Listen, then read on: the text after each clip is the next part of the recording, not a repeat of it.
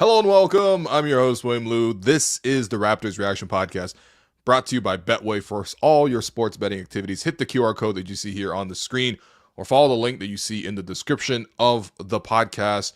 Raptors win tonight by a score of 104 to 101. Let's just put aside should the Raptors win or not. Honestly, we got to savor them when we get them because obviously those are few and far between. The Raptors only have 9 wins this season and they improve to 9-31. But this is a Warriors team that was really struggling. They've been really down after a hot start to the year.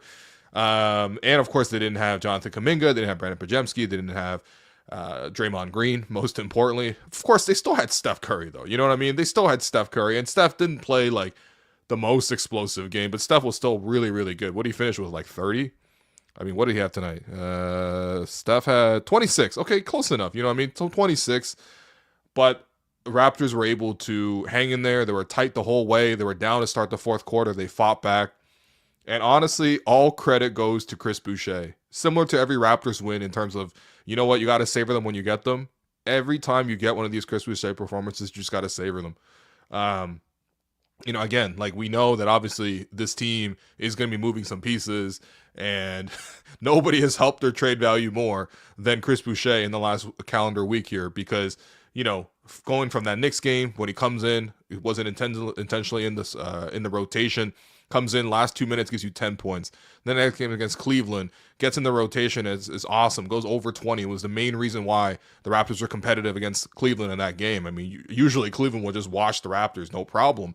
But they actually played that one really close down to the last couple of minutes because of what Chris Boucher gave them off the bench, and he closed that game. And then the Detroit game, right? Raptors get out. They were down, 19-6 in the first quarter, and who brought them back and got them tied 32-32? Chris had 14 points in the first quarter of that Detroit game.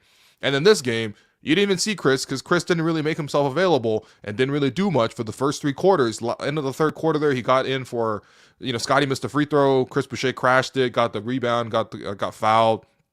Got himself to the foul line, made the first one, missed the second one. So he had 1 point through 3 quarters, and really was scoreless through 3 because that was the 1 point that he had was right at the end there. But then the fourth quarter starts, and Chris Boucher once again puts on the hero's cape. I can't believe what I'm saying here, man. Like the fourth quarter was Chris Boucher versus Steph Curry, and Chris Boucher won. Like, just take that in for a second. The fourth quarter was Chris Boucher versus Steph Curry, and Chris Boucher won. And I know that, like, there are already when people be like, oh, man, we can't afford to win this and this and this. Don't worry. I promise you many more losses are coming. But you have to savor the little blessings in life that you get. And Chris in the last week has been an absolute blessing. I feel like good things come when you're like a good person. This is how Chris Boucher spent Sunday night. Obviously, the Raptors had played in Detroit on Saturday. They come back to Toronto Sunday night, right? It's your one night off, and then, of course, you're back to work tonight when the Raptors play again against Golden State, and they won. Sunday night, I see the alert from Lee Van Osmond of the Toronto Star. He puts out there that Chris Boucher is going to be at TMU, Toronto Metropolitan University, and he's going to hand out his scholarship, the Slim Dunk Scholarship, where it's $5,000 to underserved students, and he was going to spend his Sunday night, his one night off of the week, at TMU. And it was funny because I was going to go to TMU anyway because I was there Saturday as well, and then went Sunday as well. But to see Chris there, to see him hand out $5,000, this is like the third year or the second year that he's handed out this scholarship. It's beautiful. Like, it was beautiful. He stuck around. He watched a bit of the game as well. Showed some love to both teams. Obviously, he blessed somebody with a scholarship. And I do feel like if you do good in your life, like, good things do ultimately come back to you. And of course, like, this is rather, insignificant as compared to a scholarship. But damn, this was fun, man. This was fun. Like, there is some value in fun. And Chris Boucher in the fourth quarter there starts off with back-to-back threes. Then he starts off with a driving dunk, right? I think it was Kelly who drove the lane, kicked it out to Chris in the corner. Chris pump fake, turned down the 3, took 2 hard dribbles, and just dunked all over the Warriors.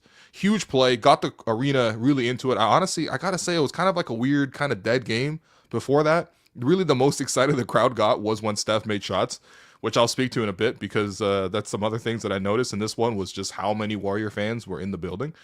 But Chris kind of really brought everyone to their feet when he drove baseline and threw down a huge dunk. Then he knocked down 2 threes, the second of which was so calm that he was able to take one dribble. He was able to fake out the defender who jumped way out the way, took one dribble, sidestepped calmly, and went out for the shot, and he cashed it, no problem. Then you got, him like running a full circle, a full lap around the his teammates from the 3-point line all the way to crash in for an RJ Barrett drive, because you knew RJ was really struggling in this one. It seemed like he mishandled the ball a couple times, and then when he was going to the basket, it wasn't a lot of lift at the rim, so there were a lot of contested shots at the basket, and he wasn't making a lot of them.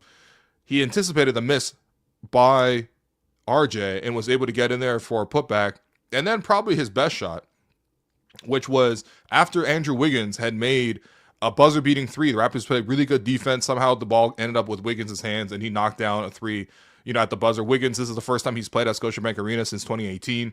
And I think he was he was in Minnesota at the time. And if you remember, Wiggins, when he played with Minnesota, we used to always cook the Raps.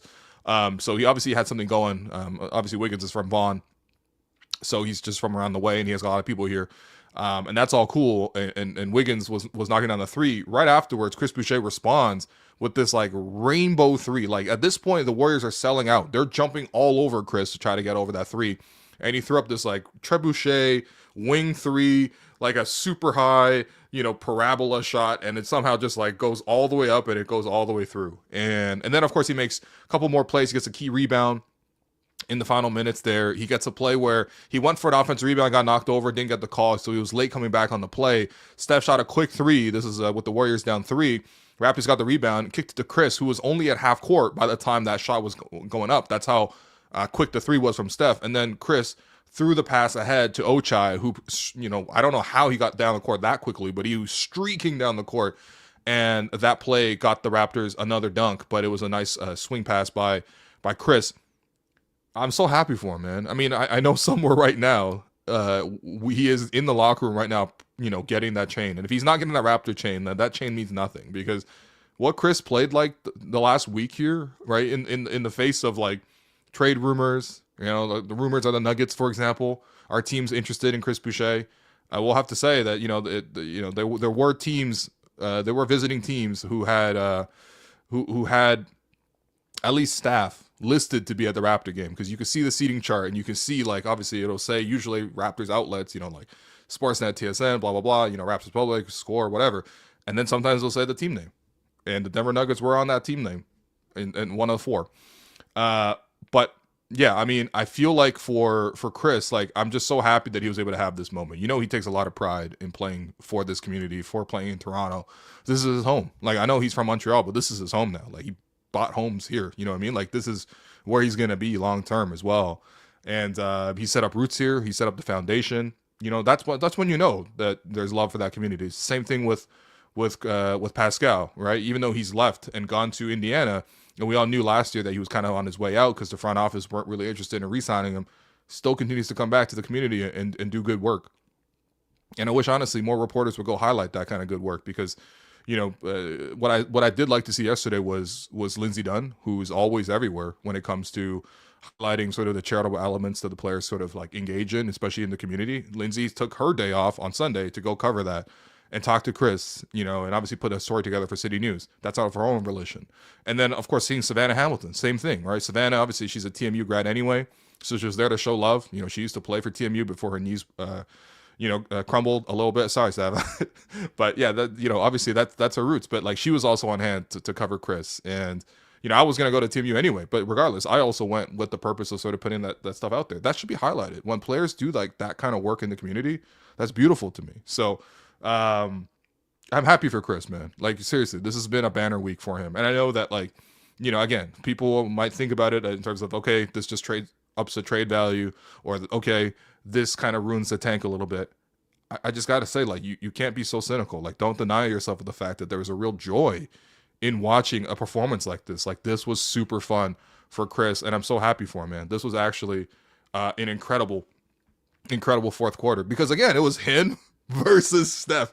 And I can't tell you the vibe that was in the building when it comes to what Steph was doing, okay?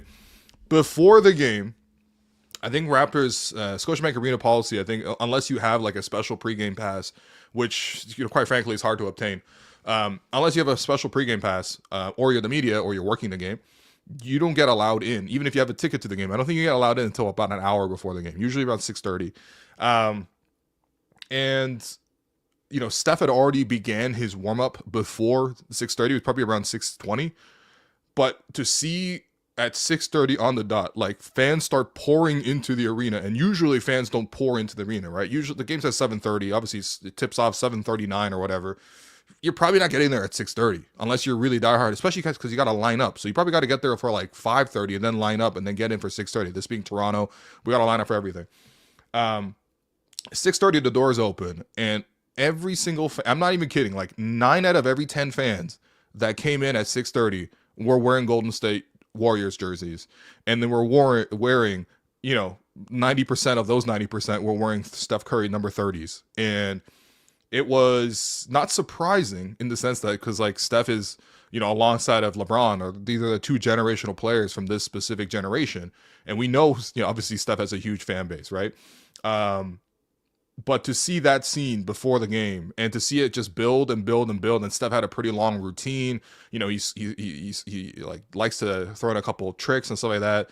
I saw him do a little volleyball bump to himself for an alley-oop, which is pretty cool actually, to see him throw down a couple of dunks, see him shoot some half-court threes, a logo threes, which he would then go on to replicate in the game as well. So all that's really cool, but the amount of like aura and vibe and just like attention that stuff was drawing before the game was nuts. Even just looking at the media, for example, usually media are pretty spread out. Sometimes we're in the back in transcribing quotes or writing a story, or sometimes you're watching NFL football, on the TVs in the media room. But we're not usually convalesced around the court. Everybody, and I mean everybody, was on that side. It was funny because Davion Mitchell was warming up on the other side with like RJ and Jakob Poeltl, and I swear, outside of team personnel, nobody was focused on that side. Every other person was watching Steph. It was ridiculous, man. It was actually ridiculous. It's a bigger pregame crowd than even LeBron draws, which is, incredible. It's actually incredible. That's the sort of feeling that Steph obviously, invites to the building each time he touches down. It's like, it's a ridiculous amount of fame. And, I got to say, Steph was actually missing a lot in warmups. I've seen some better Steph warmups. I'll have you know that obviously I covered the 2019 Raptors championship run. And so I was at every game. And so me being a sickle, I've seen Steph warm up at least 6 full times, in addition to all the other times he's come to Toronto. But like, I've seen Steph at his peak, like he will go through the warm up, make 95% of the shots. And half the time he's just, screwing around. This game, he actually was missing some shots. He did have a little wrap on his hand, whatever. But still, that was incredible. And then when he got announced to the game, outside of like, I would say maybe Scottie, who obviously is the last person introduced at the game, who got a big pop from the crowd in terms of the cheers and all that kind of stuff, Steph got the biggest cheer in the warmups, like bigger than the RJ and Grady and Jakob and Davion. I guess that's not surprised. I'm like, what am I saying? Of course he got a bigger cheer, but still, it felt like before the game, it felt like 90% Warrior fans. Obviously, as more regular Raptor fans filtered in, it was probably more 50-50, maybe a little bit less than 50-50, but damn, that was like a real takeover by, I wouldn't even say Warrior fans. They all seem like Steph fans to me. Save for some of the mainland Chinese people in there, because they were also wearing Lee Kerr jerseys for Kyle Anderson, who, by the way, was a menace down the stretch, knocking down threes and drawing fouls and stuff. Like, Lee Kerr actually had a pretty decent run in the fourth quarter there, which...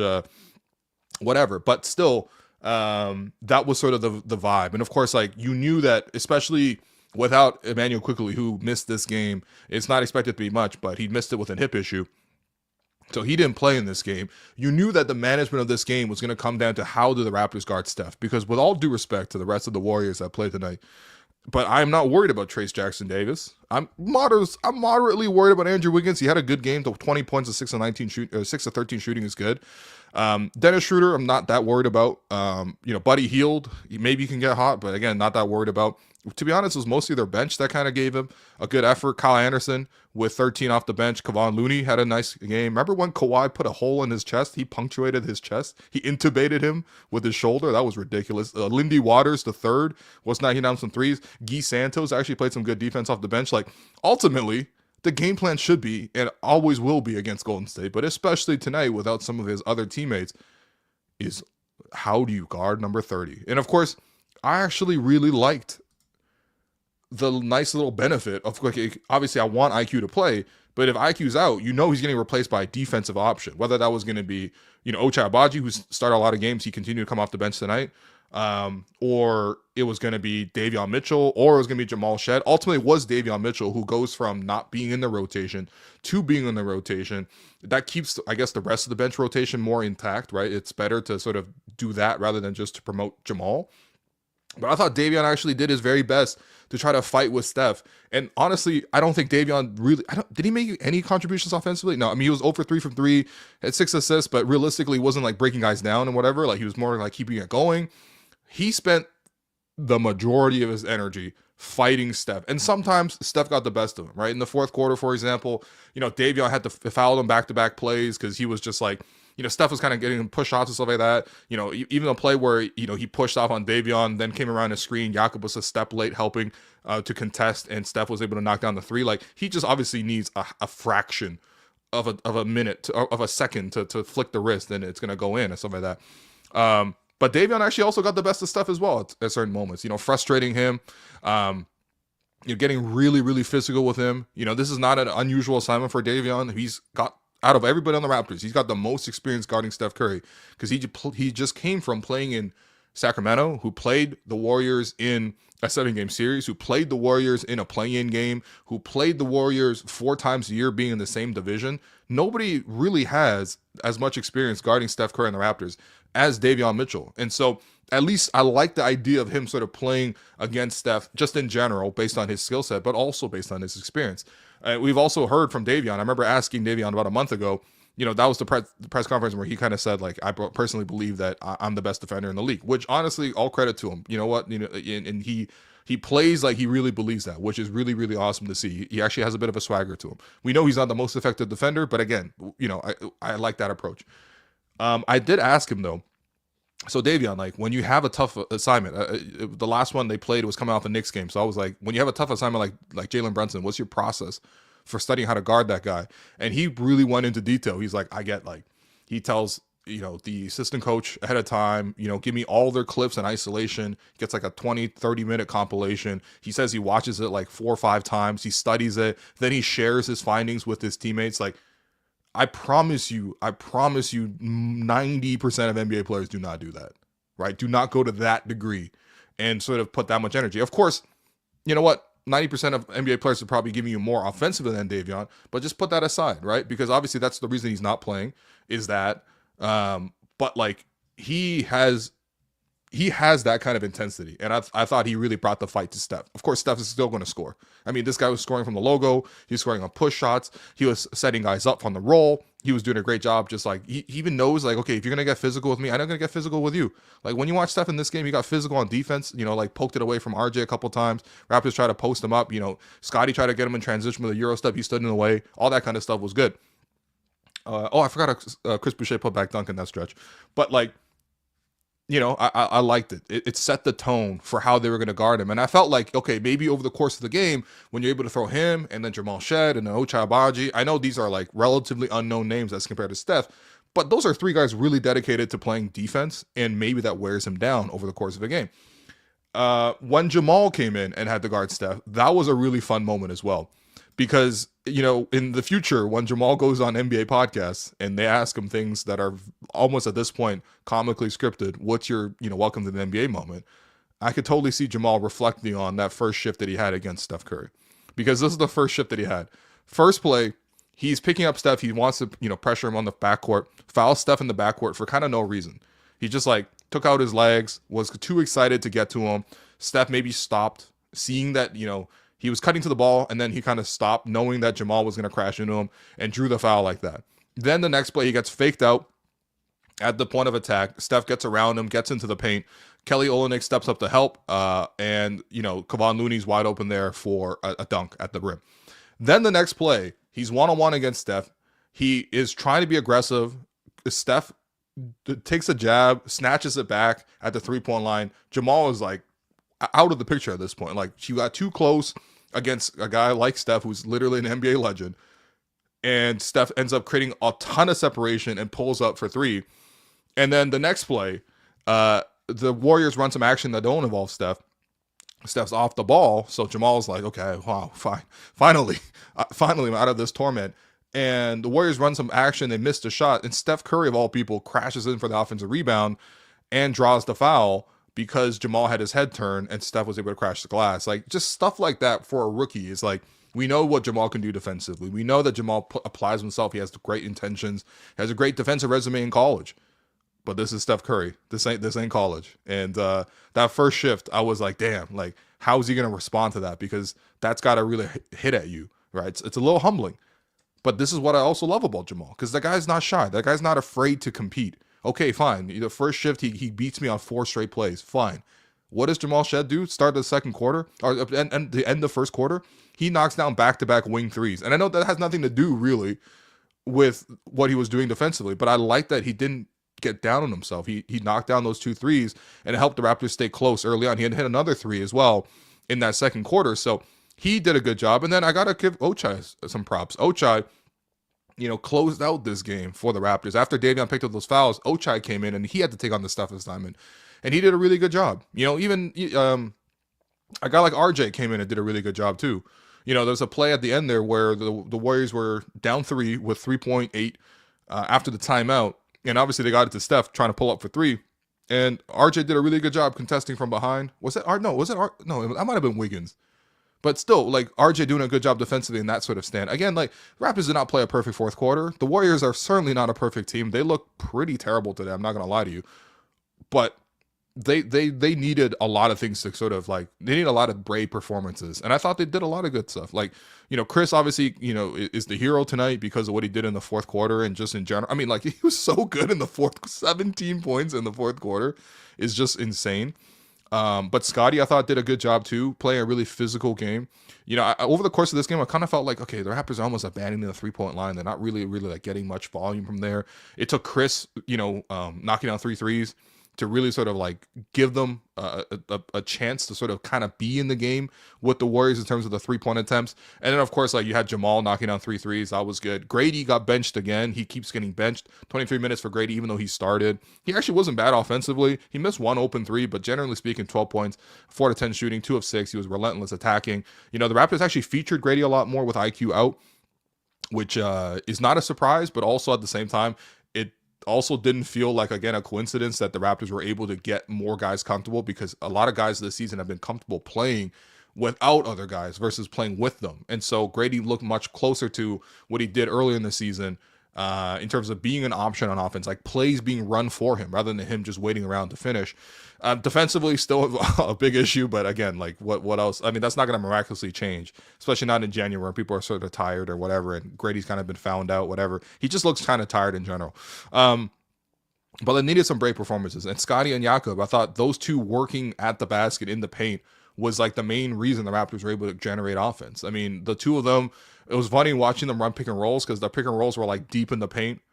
Sometimes you had obviously Jakob screening for Scottie, but like within the paint, which is kind of nuts because you're creating very little space and separation, but still, like, they had the height to sort of shoot over the Warriors. The Warriors started a very small group tonight. Trace Jackson Davis is like 6'10", kind of 6'9", 6'10". Wiggins is obviously like 6'7", 6'8". And then Steph, Dennis, and Buddy, those are 3 guards, 6'4" and under. You know what I mean? Like, you and they're not strong either. So you could definitely shoot over the top of those guys. So like Steph, like Scottie actually had a size advantage over most of those guys, but they were running these like deep pick and rolls and then sort of throwing these sort of high-low passes. They're not even high-low passes. They're kind of low passes considering they're both so close to the basket. But they did a good job of exploiting and using their size, getting on the offensive glass. Jakob was the biggest guy in the building tonight. 5 offensive rebounds for him. Some pretty big ones, including a big putback that get the Raptors their first lead in this game in the second half. So that was good from Jakob, from Scottie. Well, it was funny because you also saw moments where Scottie was setting screens for Jakob deep in the paint. And Jakob was actually looking to attack and score off of those sort of post mismatches. That has to be a point of emphasis that was coming into this game, because you don't usually see Jakob that aggressive, nor do you see Jakob having the ball that much. You never see Scottie running as the screener for Jakob as the handler in a pick and roll setting, but they actually did that twice down the stretch there too. Just a lot of unorthodox offense. But, you know, it almost reminded me of back in the day. This is like a super deep cut, but like, you know, Kyle Lowry used to run these like super deep screens for Rondae Hollis-Jefferson. Rondae used to operate some offense for the Raptors in the second unit in that 1920 season.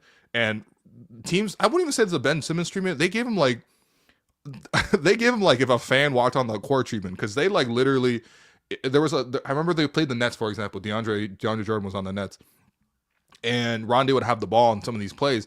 DeAndre would not only switch, obviously, you know, assignments. He typically wouldn't guard a guy like Rondae, who's a wing, but they would put him on Rondae because he can't shoot. And then they put DeAndre like literally in the charge circle as Rondae had the ball at the 3-point line. Like, that's how much, like, you can't physically give a person more separation than that, or more space, or more disrespect than that on offense. And they used to do that. They kind of reminded me a little bit of that, because Kyle used to set these like really weird deep screens that, like, when you're that close to the basket, you can't really slide to rotate because it's gonna be a blocking foul.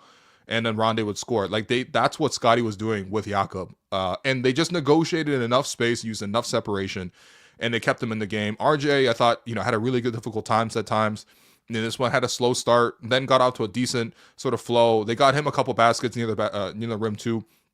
Again, because the Warriors started 3 guards who are small, RJ has a bit of a size advantage over all of these guys. He's stronger than them. He can finish over the top of them. They did a good job. It wasn't until the Warriors switched like Guy Santos onto him where it gave RJ just a little bit of hesitancy.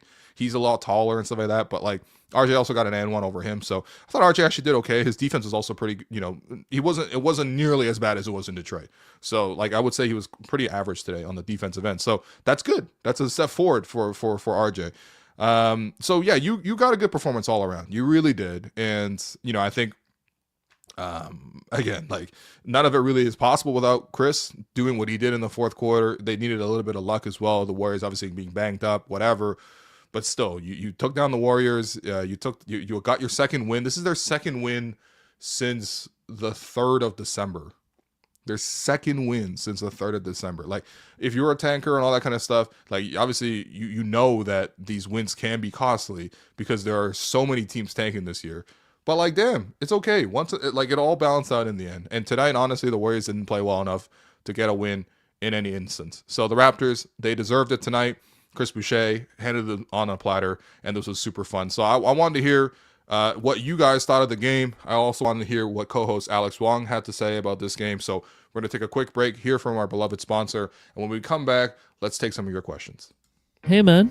Hey, buddy. Just recently hit the big 4-0. What about you, bro? A little more recently 4-0, but we are both in the 40 club. Let me tell you, man, being an adult really comes with its share of challenges. Definitely. I think both you and I are homeowners, and I think we're both also dealing with mortgages in life.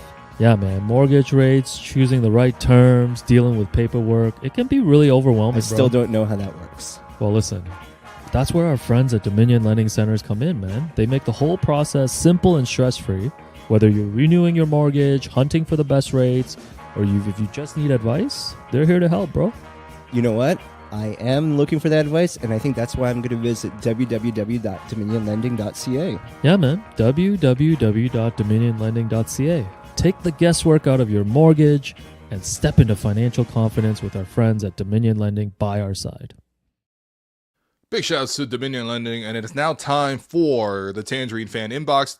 I remind you that Tangerine is the official bank of the Hello and Welcome podcast. They're the official bank of the Toronto Raptors, the foundational partner of WNBA Canada and NBA Canada. And of course, they're not just fans of basketball, they're fans of basketball. They're fans of fans who rock some cool jerseys to the game. You know what I saw before the game? Obviously, like I described, like 30%, 90%, 30 jerseys with Steph Curry everywhere. You know what I saw? Standing, right beside the court on the baseline before the game, a number 15 Raptors jersey. And you might say, what's special about that, Will? Like, that's Vince. Like, everyone's got a Vince Carter jersey this year. No. That was an Amir Johnson jersey. Shout out to the fan that was standing courtside, getting the Amir Johnson jersey off with some Timbs. Like, that was a great fit. from 2012. Young Guns still alive as long as we have Amir Johnson fans in the building. Yeah, they're fans of fans like that. And of course, if you're listening to this, there's no doubting your commitment. Fans like you are at the heart of what makes this game great. So this year, for the Raptors' 30th season, Tangerine is turning the spotlight from the court to the stands, celebrating the way Raptor fans support their team, because this is how we fan. To learn more, visit tangerine.ca/basketball. We're going to bring in producer Alex. What's going on, man? What's going on? What's going on, man? Chat's real excited tonight. There hasn't been any fire Pat Delaney chat so far. Only one could stand. Oh yeah, only one person wants to remove IQ from the starting lineup. Grady, actually, my bad. Grady from the starting lineup. Might be some questions about IQ. Yeah, we don't actually. I mean, we have some questions, but most of the chat was just really celebrating Chris. So let's start with a Chris question here. Here we go. First one. Is this the best Boucher has ever been for the Raptors? Okay. I feel like the only other... I'm going to give you two other moments where Chris Boucher has been really vitally important to the Raptors. The first one is the Tampa season. There was a stretch there where he was getting like 20-point double-doubles on a pretty consistent basis. You look back. Of course, this is when he was starting for the Raptors. He was playing center. Raptors weren't winning a lot of games, but Chris actually played really well. Him and Kyle had a certain pick and roll chemistry. I mean, everybody and Kyle has a pick and roll chemistry, really. But still, Chris was really good in that Tampa season. The other moment where Chris had a really good season was under Nick Nurse. That was when the Raptors had their 48-win season in 21-22, I think. Towards the end of that year, Chris and Precious as this combination off the bench, where the Raptors played a lot of iso ball and stuff, but like basically Raptors were trying to win every possession battle. So like every game, the Raptors would be like plus 15 in shot attempts as compared to their opponent. And it was basically because Chris and Precious used to get every offensive rebound and did a great job off the bench. Honestly, this last week has to be the best week that Chris has ever played for the Raptors. Especially now that he's actually like directly contributed to a win here. But I don't know. What have you seen a better stretch than this from Chris Boucher? Yeah, Tampa's the first. Tampa comes to mind because it feels like that's when he was scoring at a really crazy clip. Yeah. That's he had about that 39-point game. Remember that? Yeah, I mean, his averages were like off the charts in Tampa. Mhm. But I think you've listed the rest of them, even like during that post-championship season when he was part of a lot of big wins, right? Like that 30-point comeback against the Mavs, he was pretty vital. Honorable mention to, the Hustle Play podcast era. That was Chris in his prime as well as a media member. But yeah, sure. Yeah, I think we have it all covered. No, I'm really happy for Chris. Just getting these moments on a 9-win team and even just drawing interest from like teams around the league. Like I think most likely he's going to be on the move. Mm-hmm. And I do hope he gets to end up on a contender like a Denver and gets to kind of showcase his skills and kind of this latter part of his career. I can't believe I'm talking about the latter part of his career, but he did turn 32 recently. So he's like heading into the latter part of his career, and I hope he's able to find a contender that he can play on for like the rest of his career. Me and Chris both born year of the monkey, bro, 1992. By the way, that Tampa season, I looked it up. I can't believe this, but Chris Boucher, in the first 13 games that he played for the Raptors in Tampa, he had 7 20-point plus games. Yeah. Tampa, 7 of 13. That's pretty sick, man. Tampa was just not real, man. People are trying to push slim sanity as a thing. Do we accept or reject slim sanity? Let's do it. Let's make slim sanity a real thing, man. I'm happy for him. Oh, it was also Chris's birthday recently as well. So yeah, as I say, he turned 32. Right. Yeah. So happy fellow birthday. Capricorn too, man. Yeah, this next one is actually a good one. I researched this one for you. Okay, this one from Clayton.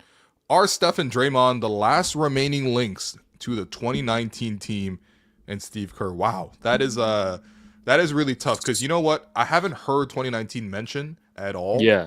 Until yesterday, Raptors reporters went to Warriors practice. Raptors didn't hold practice, but the Warriors did.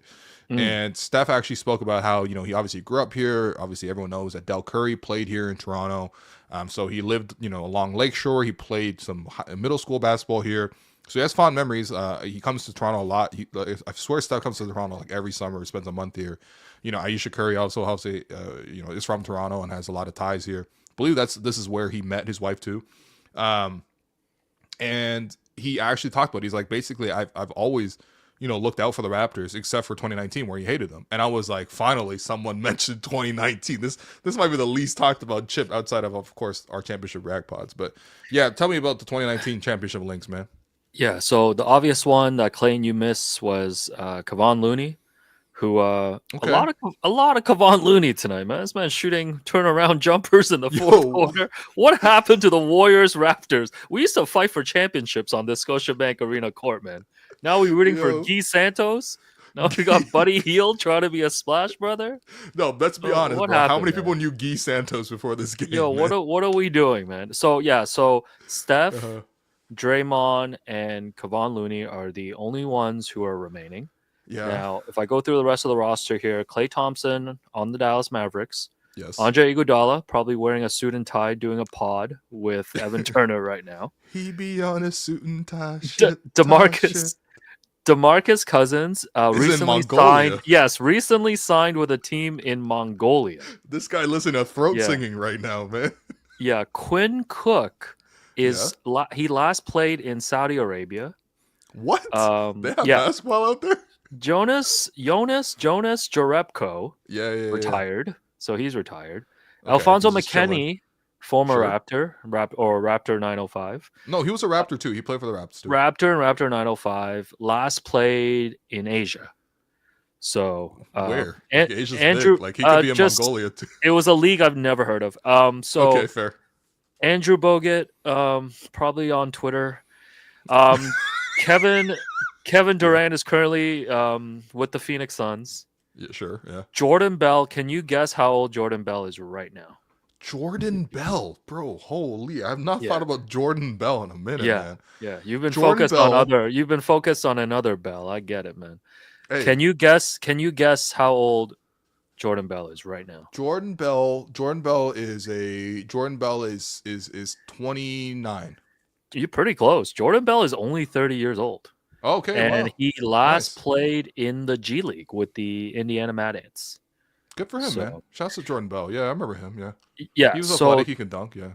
Couple more here. Jacob Evans. Who? I don't know. Who?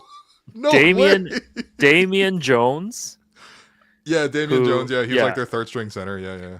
And then lastly, I left Sean Livingston for last.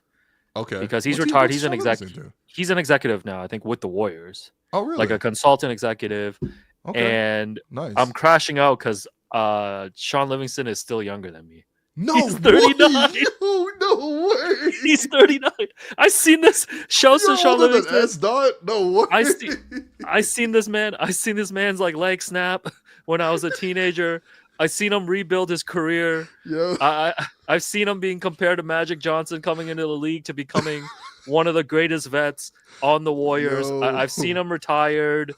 I've seen him hit like 30, mid-range jumpers, in the playoffs. Like you seen him beat the Raptors as a member of the Brooklyn Nets.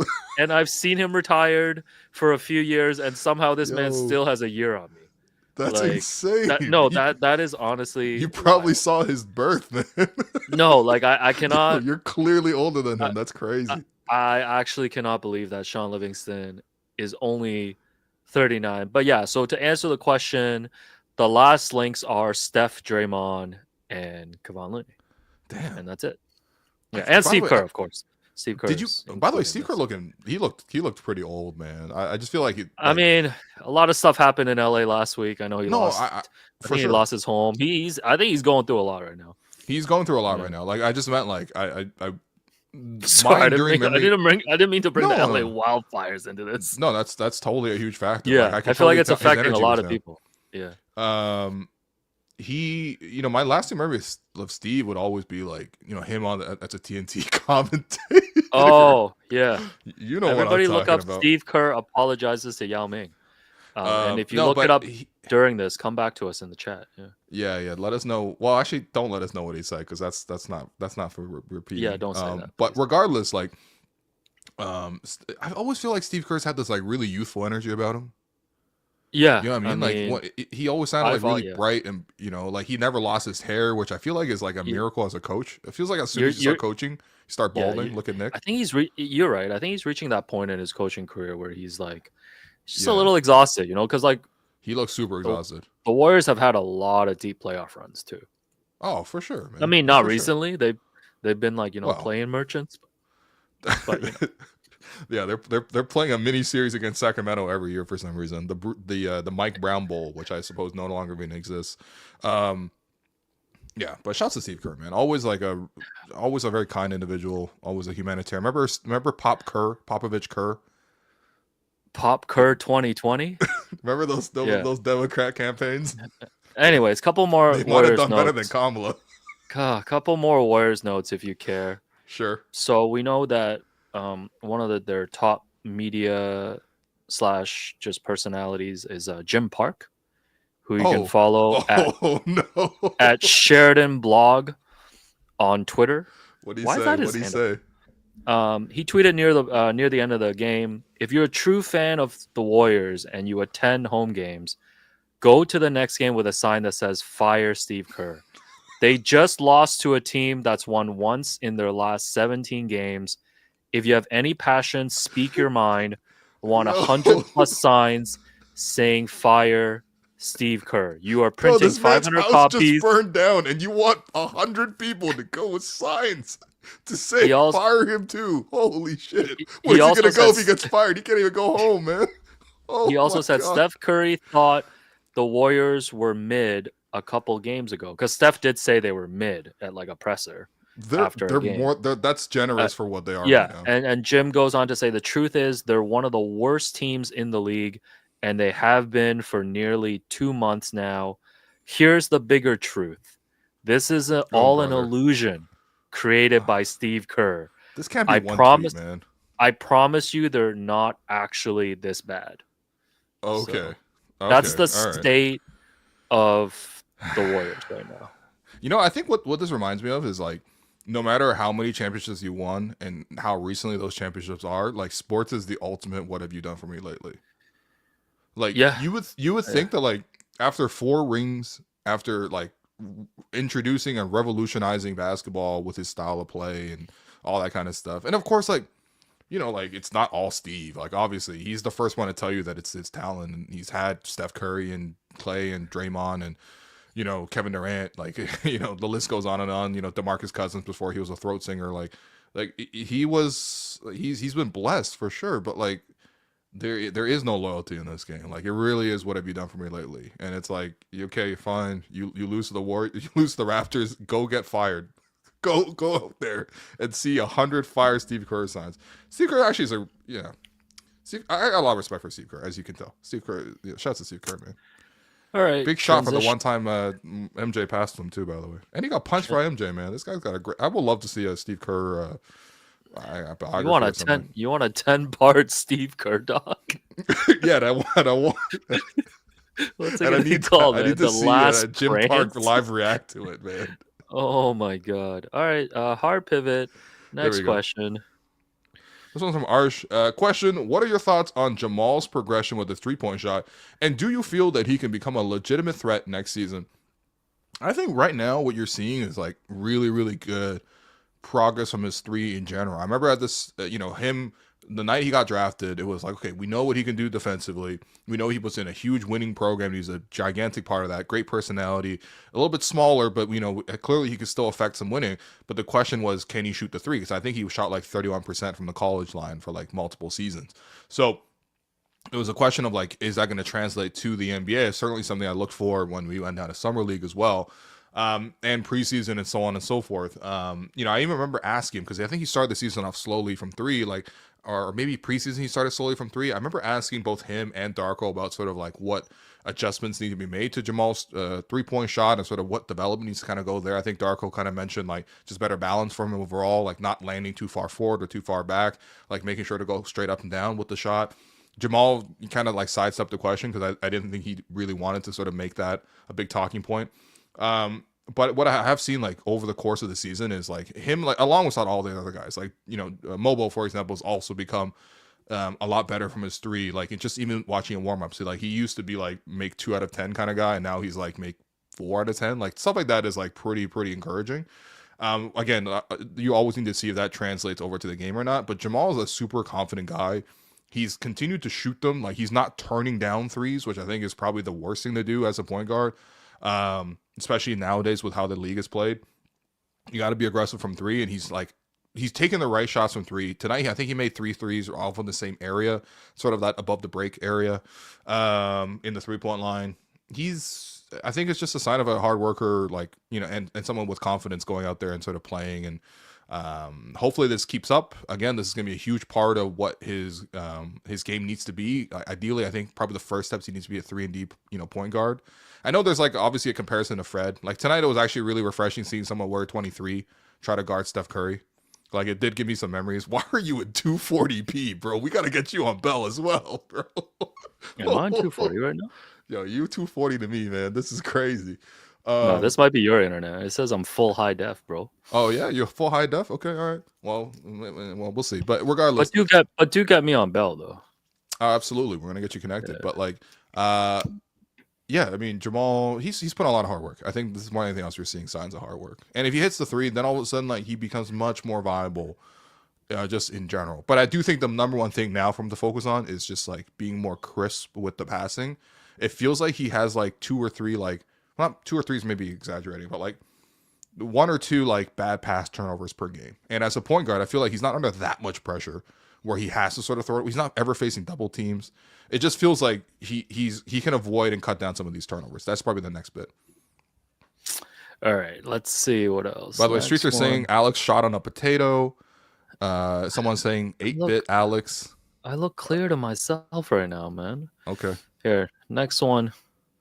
I just thought this was funny. Arkin says Kelly moves like an ancient artifact. Oh man, you know, Kelly's gonna have an elite game at the Y forever. You know what I mean? Like, if you see Kelly at Eurostep in a Tobacco, like, just make sure you don't guard him, okay? Because he will embarrass you out there. But like, yeah, it's tough seeing, especially I think on rebounds. It's starting to showcase more than anything else. It's like there's other areas of the floor where, you know, like the physicality is like, or the lack thereof is like pretty noticeable. But especially on rebounds, man, like, he's just never jumping for them. He's just never jumping on them ever. So it's it is what it is, man. But at the same time, you know, you know, maybe contenders still need a shooter, guy who can move the ball, good locker room guy. You know what I mean? He probably not getting moved though. I'm not gonna lie. It's not like he's shown. It's not like what Chris Boucher is doing right now. It's like if I were a contender and I'm sending like scouts on the road, and again, like there are a couple scouts at the Raptor game tonight, like, I will go back and report like, okay, this Chris Boucher guy is really hungry. He wants it. He's taking the right shots from three. He's playing with a lot of hustle, a lot of heart. He's got be a guy that can maybe change a little bit for us off the bench right now, whatever. He's healthy. With Kelly, like, as soon as I watch, I'll be like, nah. Like, we probably got to wait to see if his back's better, or maybe this is just kind of it. But yeah, it's tough, man. All right, going to run through a couple of these donations that came in because people are really happy when the Raptors win. Yo, this is sick, man. Thank you to OME Boy. Homeboy, who sent in $6.99. This is for Boucher. Okay. And then we have one from Jimmy McBagger. Yeah. $5. Said he just left the game. Oh, Will said it all. Boucher tonight, vibe at Scotiabank Arena tonight. Steph fan jerseys everywhere, and seeing Steph tonight. So honestly, looks like Jimmy had a good time. This was a good one to go to, man. And I know you actually got hooked up with tickets to this one, but you actually blessed a friend, a mutual friend of ours, 2 mutual friends of ours. But yeah, shouts to listener Rob for you know, hooking us up with those MasterCard Lounge seats. You know, gotta hook some people up. Man. But let's see what else. $2. Another $2 for Boucher from Janice Raptor fan. Thank you. And then. Oh, industrial guy again? Industrial guy be coming through. Yo, what industry are you in? What kind of industry guy are you? What kind of insider trading you getting yourself into? Yeah, we got a Jontay Porter in the chat. What are you doing? Yo, brother. Yo, let's read those Jontay Porter texts after this. But oh my god. Yeah, thank you for industrial guy for $13.99. May you prosper more and more in your industry, whatever it is. Yeah. So all right, next one. That's one from Ingrid. Shouts to Ingrid. Will and Alex, how do you feel about Matty D calling Scotiabank Arena the bank? What do you think? Yeah, the like only bank I mean, know is Tangerine Bank, to be clear. oh, brother. Yeah, same. I think it's usually referred to as Big Bank, right? Like that's the nickname that it's picked up. I've Yeah. seen it called the Big Bank a couple times. You know, shouts to a friend of the program, Jordan Hales. I've seen him call it the Big Yeah, I Bank. feel like Jordan is the one who like originated that one. we give him that to Jordan. All right. I think we're gonna give I that. mean, Sorry, I'm Big- currently searching Big for Bank's kinda Jontay cool. Porter, so I can pull up those Yeah, receipts. do your job producing, but Yeah, but I yeah, don't Big mind Bank it. is cool. I feel like a lot of NBA arenas have just like lost their luster in terms of like names. yeah, Like, what's the Sure. nickname for crypto arena? Like, Big Scam? Like, welcome to the Big Scam. Or like Miami Heat now is like Casillas Center, but also it's Yeah. like they just retired Pat Riley's name there, so it's like Pat Riley Court at Casillas Center or something. Let me It's just pull like- out the complete list of 20 of the NBA arena titles. Yeah. Okay. Like, is Smoothie Kings still a thing for New Orleans? Tell me if these have any sort of aura, swag, whatever. Yeah, like I'll any- try to come up with it sounds nicknames good. too. Give me a scale of like 1 to 10, okay? Yeah, The first one yeah. we'll start with Atlanta, State Farm Arena. State Farm, the big insurance. Welcome to the big insurance. Yeah, that's a 2. Yeah. That's a 2. Okay. Boston Celtics, TD Garden. TD Garden, welcome to the Garden. That's a 9. Yeah, that's a 9. Oh yeah? Oh, that's Yeah. a 9? Hey, the Just- parquet. But do- they're do not they even still, the Garden. The Garden is MSG. Do they still do the parquet floors and all? It looks nice, man. Yeah, can't hate. They do the parquet. Can't floor, hate yeah. on Boston. Can't hate Also, on Boston. how That's did a how nine. did Toronto Dominion Bank get the sponsorship for a Boston Celtics arena? Brooklyn, TD's Barclay- TD? Oh yeah, Barclays. T- yeah, Barclays. TD I like another one? Barclays. Yeah, Barclays? Barclays. I don't really have a Barclays nickname Center? for that. Yeah, the What big. is this? The Barclays Premier League? Yeah, the big gentrification in Brooklyn. wow, okay. I got a 5. Yeah. That's a 5. Yeah, that's okay. 5. Spectrum Center for Charlotte. Spectrum, welcome to the View. The view is View. crazy. man. Welcome to the Hive. Ain't nobody That's, viewing this, man. No way. Careful walking out of entrance D, where LaMelo Ball is swerving, bending the corner like whoa. That's a 2. That's a 2. That's a 2. Yeah, Spectrum Center is not Yeah. memorable. Chicago Yeah. with the United Center. At this Oh, point, yeah, I yeah, love, you gotta I love give- United Center. United You Center's got to hard. give it to the United Center. It's Yeah, still a really cool environment there. I mean, last time I was there was 2020 All-Star, but like still a great arena. Yeah, we'll give that like a 9.5. The house that Jordan built, built in 1994-95. That's actually probably one of the oldest active arenas in the NBA now. Yeah. Rocket Mortgage Fieldhouse. Do you know where that Rocket, is? welcome to the big scam too.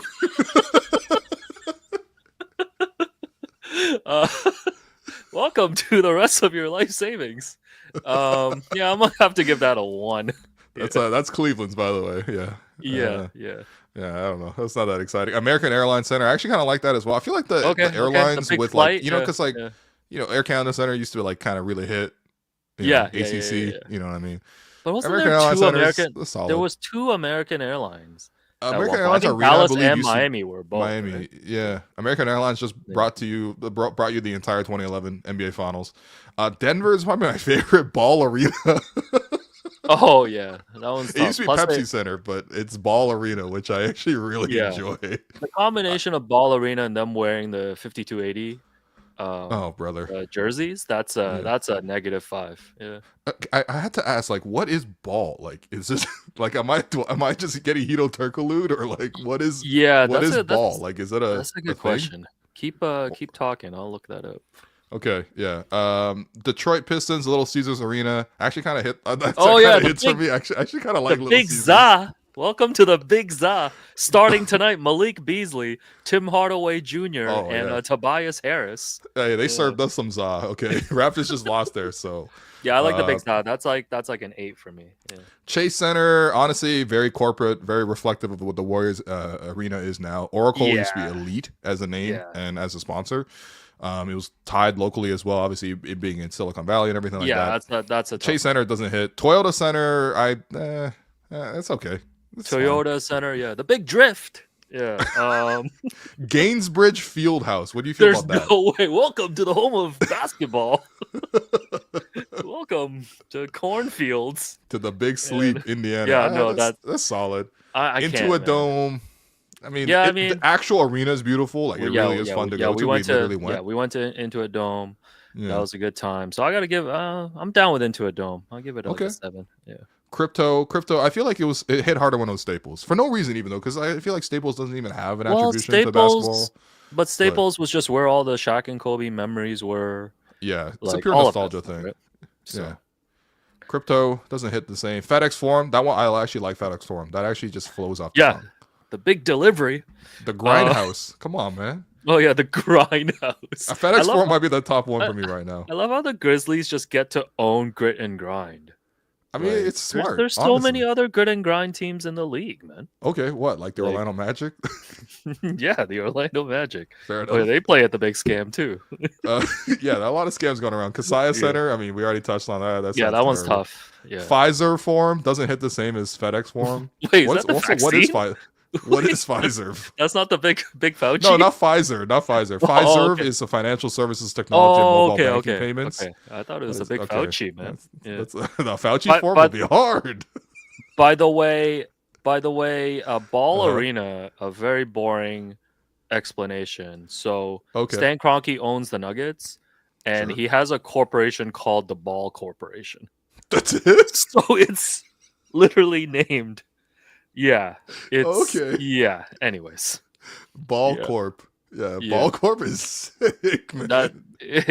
There's an insider trading shell company that I've ever heard of. This is it.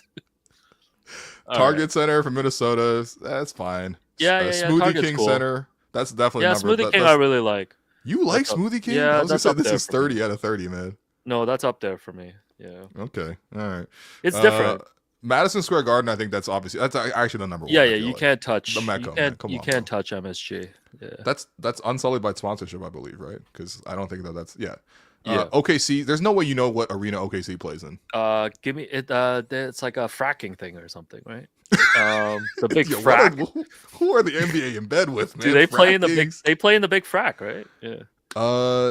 It is Paycom. Paycom offers online it. payroll services and HR software solutions for both big and small businesses to manage their entire employment life cycle. So this is like a Concur type of thing.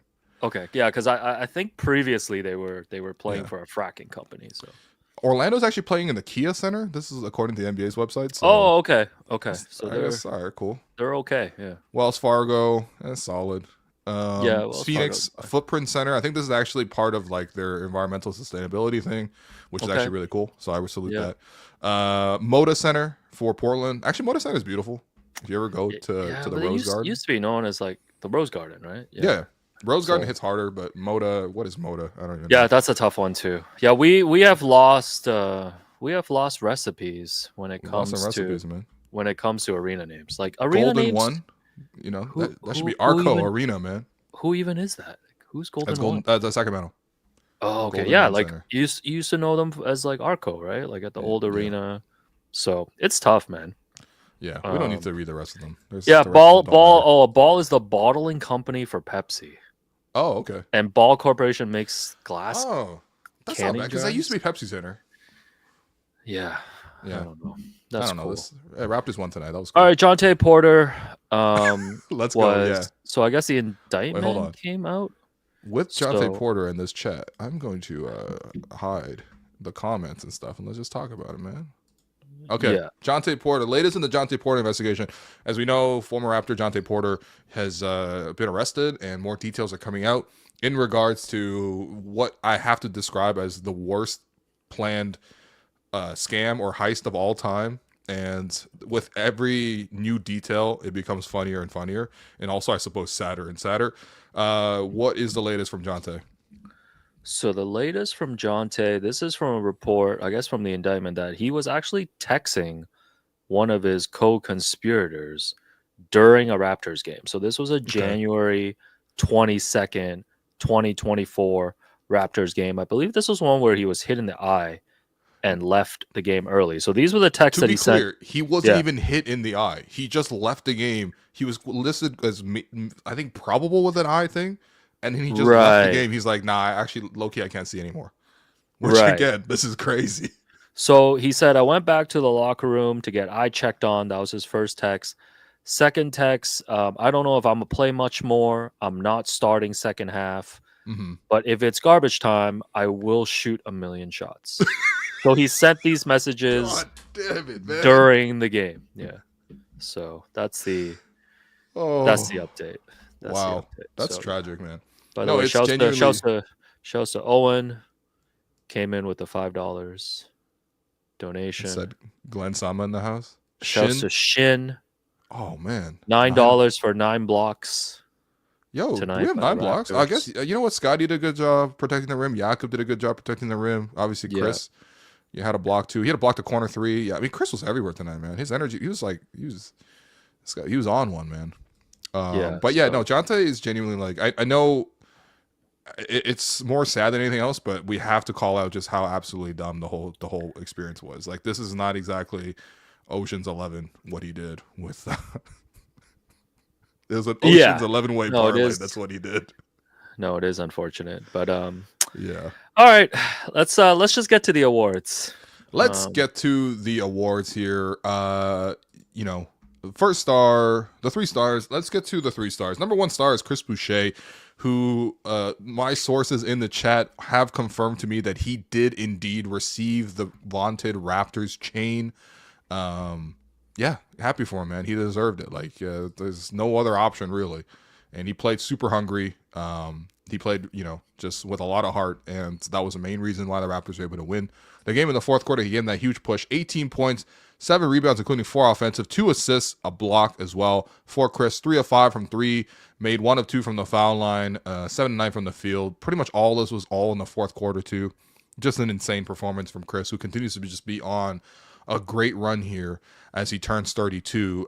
Your second star, I'm going to give that to Scottie. 23 points, 8 rebounds, 6 assists, 2 steals, 2 blocks. The only thing I actually didn't like about this game was, like, it felt like down the stretch, similar to the Detroit game, like, Scottie just wasn't really that involved in the offense. Like, I guess he was kind of running the offense in terms of as the point guard, but he was kind of like running the offense and then like throwing a pass and then just standing at the logo almost. Like, not even like catch and shoot from 3, like just at the logo as like maybe a kick out, a reset type of thing. But I felt like he was way more involved over the course of the game versus like the end of the game.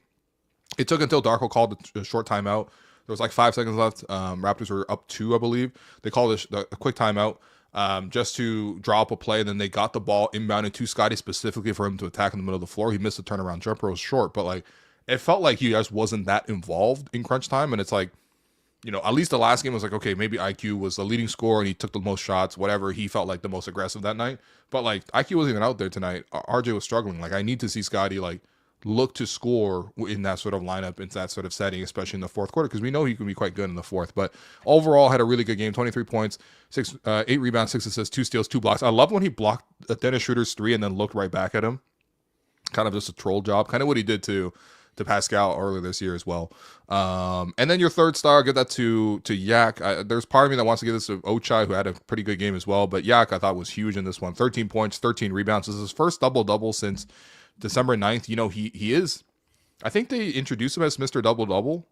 So he hasn't actually had one since the December the 9th, but 13 points, 13 rebounds, 2 assists, a block. He apparently crossed the 5,000 point mark as well for his career. So well done to Jakob Poeltl. That is a lot of push shots. And those are your 3 stars. Your Gerald Henderson Award winner, that is going to go to Lee Kai-er, Kyle Anderson. We had a Chinese fan today who was sitting like 2 rows behind the Raptors bench. He was actually wearing a Team China 32. And it said Lee Kai-er on the back, which is Kyle Anderson. If you look it up, Kyle Anderson actually does play for the Chinese national team. He is actually 1/8 Chinese. He's like a grandparent that was from Hong Kong. It's a really, really cool story of him actually going back to, you know, HK to get in touch with his roots. I know you can relate to that. You could also relate to having a broken jumper, but God. Shouts to Lee Kai-er. He made some very timely shots down the stretch. And then, of course, finally, it is time now for the most important guy. And, of course, I want to remind you that the most important guy is brought to you by Greta Bar YYZ, that is located at 590 King Street West. You've heard us talk about it on this show. You've heard us have a live event there as well. It's a great place to go whenever you're looking to tune into live sports, whether that's like NFL playoffs, Raptor game, Leafs games, Jays games in the summertime. It's a blessed place to go. Pre-game, post-game, during the game, great food, great drinks, and of course, if you ever get tired of watching other people play, you can get in the games yourself because that's also a great barcade located right there in Kings West. Who's most important guy tonight, man? Most important guy. I mean, we already gave it to Chris. Let's give it to Chris again. You know what? Not for what he did in the fourth quarter, but what he did in the community. Because again, last night, on the one day off that he had last week, he made sure to spend the night going to Toronto Metropolitan University. He was there at Mattamy Athletic Center, and he handed out the second recipient of the Slim Duck Scholarship. And love seeing Chris do work in the community, and love seeing him sort of do work obviously on the court as well. But full respect to all these guys whenever they want to invest into the Toronto community. So big shouts to Chris. You are the most important guy tonight. You're getting the chain. You're getting the first star, the most important guy. You got scouts on hand. Everybody go back to your teams, report on what they saw, man. Let me see more of these from Chris. And if this isn't the end of him as a Raptor, he's going on a high, and that's always going to make a great last impression. And of course, if it's not, then you know what? We're always happy to sort of keep him around too. He's clearly a great force in the community, and he's a great force on the court too. Yeah, well said, man. Well said. Well, Alex, appreciate you, man. This is fun. We'll maybe you'll do this again on Wednesday.